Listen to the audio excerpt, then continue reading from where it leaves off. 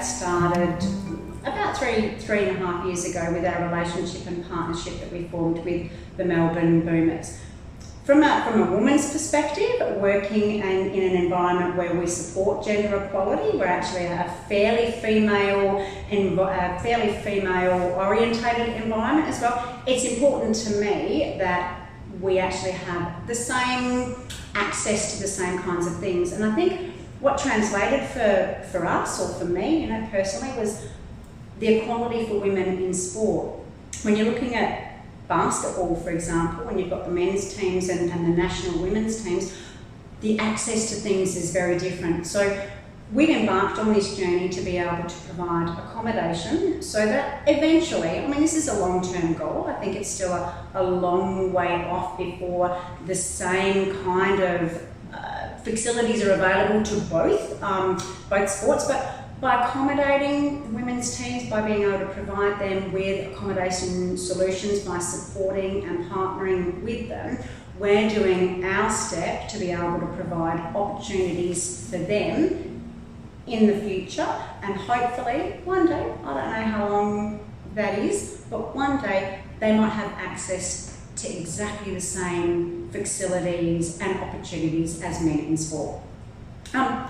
One of the other areas that we've recently been introduced to, which has been hugely passionate, and I'm very fortunate to work with an owner, with an operations manager, with an IT business manager that all support what we do. But as you would be aware,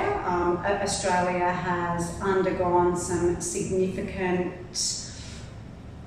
impacts over the course since 2019, so November, even before that, we've been very drought affected. We were approached by a division of the state government probably August, September of 2019. They were embarking on a program called Give Me a Break, and essentially that program was to be able to bring drought affected farmers who have been sitting in this drought and been affected by the drought that Australia has seen so significantly, to give them something back, to give them a little bit of hope, to give them a little bit of relief from the day-to-day that they're seeing. By no means is what we've been able to do, anything compared to what, they've experienced, but we were really privileged to be offered to be involved in this program, and that program essentially was providing accommodation for families, members of families that were being brought down by a department of the state government to experience, some of the experiences that they were provided with were, trips to Luna Park, to the Melbourne Zoo, to go on the Melbourne Wheel, something that at this crucial time that they necessarily can't afford to be able to do. And so us doing that is just a little bit of a contribution that we can give back to this beautiful country of ours. Drought then leads to obviously our tragic bushfire season. I've lived here in Australia my entire life, and it is significantly one of the worst bushfire seasons that I've ever seen. So another, within the same division I believe at the state government, but another area that they actually looked towards helping was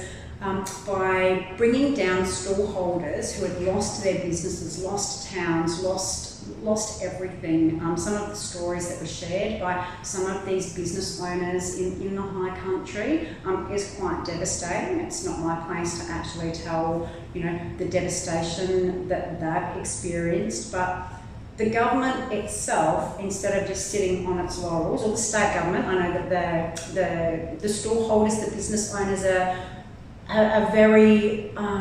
thankful to our state government, the Victorian state government, in that they brought them down from the areas that people aren't visiting, and they opened up an opportunity for them to sell their products here in Melbourne. It was called the Fill Your Esky campaign, and it was really directed to, it was called the High Country Comeback as well. And it brought people from the high country down here, and we were approached very last minute. It was a a lot of work, I'm not going to lie in that respect, but just to see that we were able to provide accommodation for people that are trying to rebuild their business after such a devastating impact on the community and the economy in these areas was something that we were proud to do them. And it's a long-term thing. It's not something just by bringing stallholders down for one session doesn't rebuild their business. So the government being able to continuously provide this as an opportunity is something that we're privileged to have been asked to do, and we're proud to be able to continue to partner with them.